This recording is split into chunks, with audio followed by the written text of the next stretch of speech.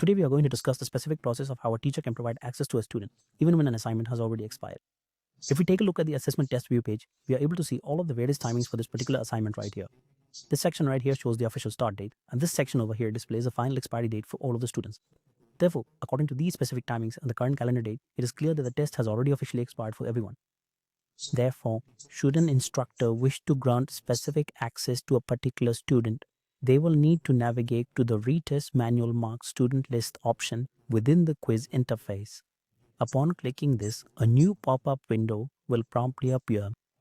Here, the instructor will clearly see a comprehensive list of all enrolled students.